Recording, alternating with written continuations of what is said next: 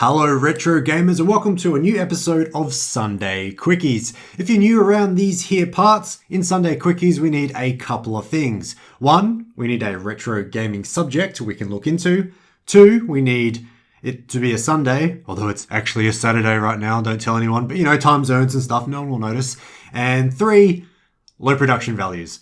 The most pertinent of which being that there is no script. This is completely off the cuff, me talking into the camera.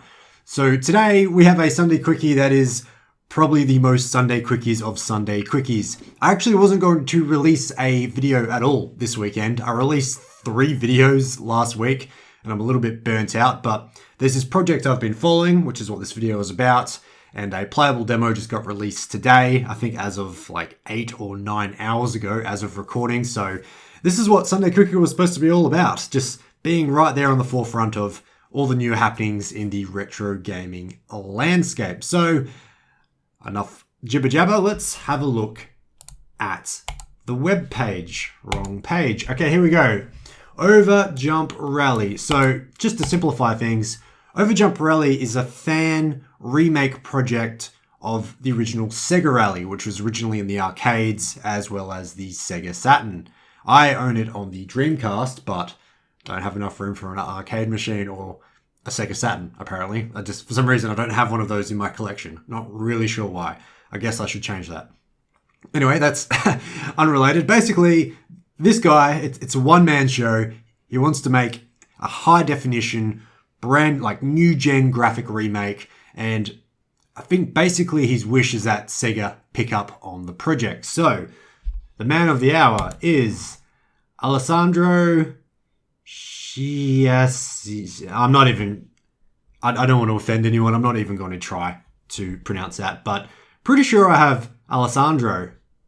I'm pretty sure I'm pronouncing that properly. So if you're out there, Alessandro, good work. So as I said, I have been following this for a while. I can't remember exactly how I found out about this project. It may have been the Retro RGB podcast, one of the podcasts I listen to. But as you can see, there has been a few videos released over the last 10 months. But today, he's released an alpha demo. So it is very alpha, and I'll tell you all about it very soon. But basically, there is a beta demo coming out next month. What was I reading before? There we go. So keep in mind, it's the bare minimum. I'm releasing a complete demo next month. Perhaps you want to wait for that for the full experience. I do want to play that, but I was pretty eager to jump into this because I do love Sega Rally. So going back to the main page, there is a few things of note. So straight away, we can see some screenshots. Obviously, I'll show you some gameplay footage quite soon. But as you can see, it looks great. So far in the alpha demo, we just have the forest stage. And there's not even like a timer or anything. Basically, you hop in your car and you drive and you just do the loop. And you just keep looping until you decide to loop no more. But basically, this is the forest stage, which is based around the Yosemite Pioneer History Center. And you can't do it in the alpha demo, unfortunately, but it looks like you may actually be able to walk around the History Center once you're there. So if you scroll down a bit, you can see there's some screenshots of just the area, and there's a bunch of fun little Easter eggs plopped in.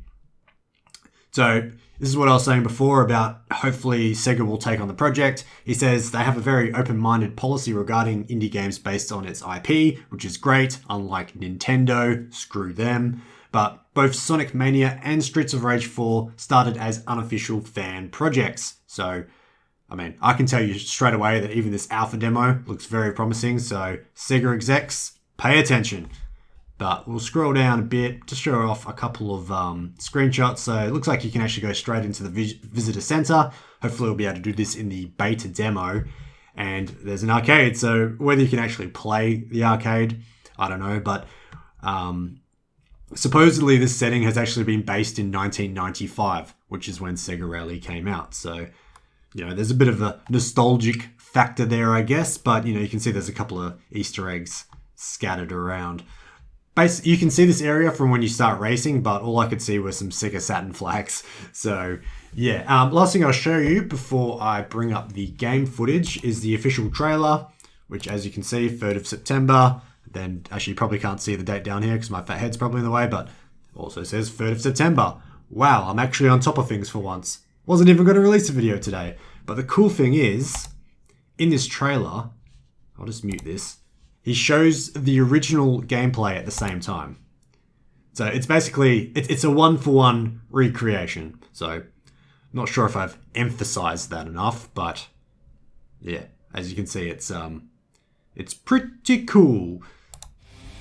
Okay, so playing the game itself, as we can see, we do start in the little area, and as it is alpha, it takes a little while for everything to pop in, but not sure if you spotted those Sega Saturn flags waving there, which I mentioned earlier.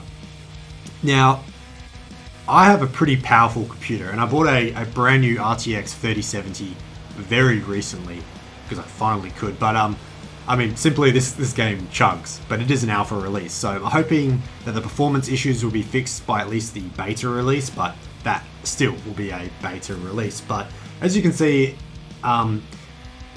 there's a little message there saying that like the video RAM has been exhausted. I think that's what it says. It's blocked by the other statistics there, and it says expect extremely poor performance. Now I didn't get extremely poor performance, but there were certain bits that made it stop. So like going through the tunnel, for instance, or there's bits where you drive over like dirt or sand on the road. But yeah, overall the frame rate isn't great. And I did wind down the settings a little bit because, as you can imagine, the first thing I wanted to do was just go full throttle. There isn't actually a menu or a settings menu in the game yet. Obviously that'll be for the beta release. Currently there's just a .ini file that you can edit. So I have toned down the graphics settings here a little bit, as well as reduced the resolution, and it didn't make a difference. So as you can see here, going over the sand, it definitely chugs quite a bit more. Releases as it goes over the bitumen, and then chugs again as it goes back over the dirt. So yeah, hopefully that will be amended soon. Also, apparently there's, if you download this for yourself, and I'll link where you can find it in the description, there is a bug with the braking, apparently. So apparently it tries to downshift the gears or something when you brake. That's going to be fixed quite soon, obviously. Also, what else was I going to say? There was something else. I was too busy concentrating on the game. Oh yeah, the handbrake. So the handbrake still works. The actual vehicle handling itself is quite, I would say quite, oh, here's me just trying to explore the area. This little hatchback car sure is good at off-roading. Anyway, the handling of the car is pretty pretty spot on. It's been a long time since I've played the original Sega Rally. It's been a couple of years at least, and that was on the Dreamcast. But the handling is the same as far as I can remember, and I have played it in the arcades before. So as far as the handling goes, like the base level of this game, I think it's pretty much spot on.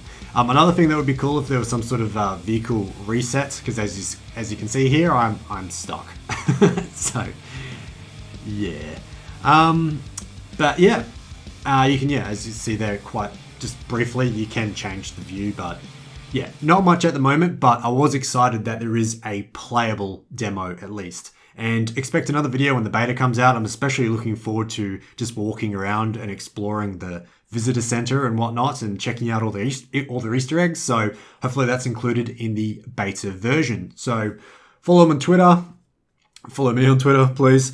And yeah, we'll keep updated on this awesome looking project, and hopefully Sega do pick it up. But yeah, that's it for this video. Again, thank you very much for watching, and I'll catch you next time. Harmonics in my voice there are a bit weird. Let me re-say that. And I'll catch you next time.